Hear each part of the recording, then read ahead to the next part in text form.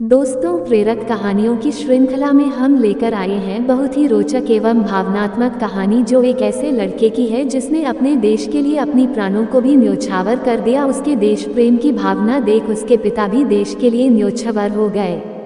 आइए जानते हैं हिंदी कहानी। जयपाल नाम का एक लड़का था। वह बड़ा देशभक्त था। उसका पिता सरकारी सेना में एक अफसर था। उस समय जावा श्रीविजय साम्राज्य के अधीन था। जावा वाले अपनी आज़ादी पाने का प्रयत्न कर रहे थे, लेकिन सरकार उनके प्रयत्नों को विफल कर देती थी। एक दिन जयपाल एक पुस्तक पढ़ रहा था, तब उसका पिता वहां आ पहुंचा। पुत्र के हाथ देश की आज़ादी नाम की पुस्तक देखकर पिता आपे से बाहर हो गया। वह पुस्तक पढ़ना सरकार ने मना किया था। पिता ने पुत्र के हाथ से किताब छीन ली और उसे फाड़कर फेंक दिया। उसका क्रोध इससे भी शांत नहीं हुआ। उसने अपने बेटे को 2-4 तमाचे भी लगा दिए, लेकिन जयपाल ने अपना काम नहीं छोड़ा। वह देश की सेवा करता रहता था। उसका पिता अपने बेटे के काम से हमेशा असंतुष्ट रहता था। एक दिन देश के नेताओं ने एक बड़ी सभा बुलाने का निश्चय किया। सरकार को इसकी खबर मिली। सरकार ने उस सभा को रोकने का प्रबंध किया। देशभक्तों ने सम्मेलन की तैयारी की। देश के बड़े बड़े नेता उस सभा में शामिल होने के लिए आए। यह भी पड़ी हॉस्पिटल की खिड़की। शाम का समय था। सम्मेलन शुरू हुआ। स्वतंत्रता का झंडा फहराया गया। लाखों लोग वहां आ जुटे थे। जयपाल भी उस सभा में शामिल हुआ था। सरकार के सिपाही पहले ही उस सभा को रोकने के लिए तैयार खड़े थे। एक अफसर ने आगे बढ़कर सभा बंद करने और लोगों को अपने अपने घर लौट जाने का हुक्म दिया, लेकिन वे देशभक्त लोग कब मानने वाले थे। उन्होंने सरकार के हुक्म की परवाह नहीं की। सभा का कार्यक्रम शुरू हुआ। बस फिर क्या था, सिपाही देशभक्तों पर टूट पड़े। वे गोलियों की वर्षा करने लगे। थोड़ी देर में वहां की जमीन लाशों से पट गई। जो लोग बचे हुए थे उनमें भी जोश आ गया। वे भी हाथ में झंडा लिए स्वतंत्रता की जय के नारे बुलंद करने लगे। जयपाल भी बचा हुआ था। उसके हाथ में एक झंडा था। सिपाहियों ने उसे भी पकड़ लिया। एक सिपाही ने उससे कहा कि झंडा फेंक दो। जयपाल ने कहा, मरते दम तक नहीं छोड़ूं, यह झंडा मेरी नाक है।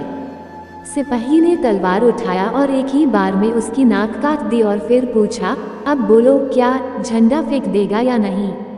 जयपाल का शरीर खून से तरबतर हो गया।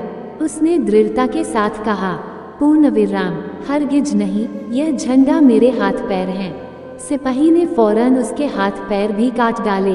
बालक जमीन पर गिर गया। झां उसके दांतों में दबाए हुए था। सिपाही ने पूछा, अब बताओ, झंडा छोड़ते हो कि नहीं। जयपाल ने गंभीरता से कहा, कभी नहीं, यह मेरा प्राण है। तलवार के अंतिम वार ने उस साहसी देशभक्त का सिर धड़ से अलग कर दिया। जयपाल का पिता उस सेना का नायक था। वो कुछ दूरी पर खड़े हुए अपने वीर पुत्र का बलिदान देख रहा था।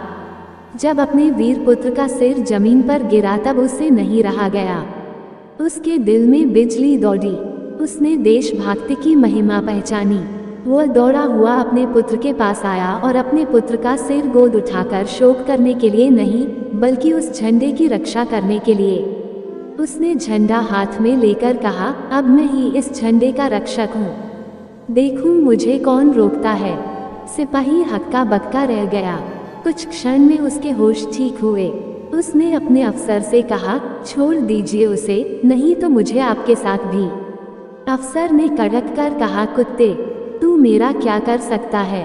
काट ले मेरा भी सिर, वह भी इस झंडे पर न्योछावर है। सिपाही की तलवार फिर उठी। बस उस अफसर का सिर भी जमीन पर गिरा। बाप बेटे दोनों के सिर खून से लथपथ होकर पास पास पड़े हुए थे। इस बलिदान ने जनता में देशभक्ति की आग भड़क दी। सारे लोग देश की आज़ादी के लिए आत्मत्याग करने को तैयार हुए। सिपाही भी देशभक्तों के दल में मिल गए। विदेशी सरकार से उन्होंने अपनी आज़ादी छीन ली। देश में सब जगह स्वतंत्रता की जय के नारे गूंज उठे। मित्रों, उम्मीद करता हूँ सच्चे देशभक्त वीर देश प्रेम की कहानी आपको अवश्य पसंद आई होगी। कृपया करें कि हमारे चैनल को सब्सक्राइब कर दें। कृपया कमेंट के माध्यम से अवश्य बताएं। आपके किसी भी प्रश्न एवं सुझावों का स्वागत है। कृपया शेयर करें।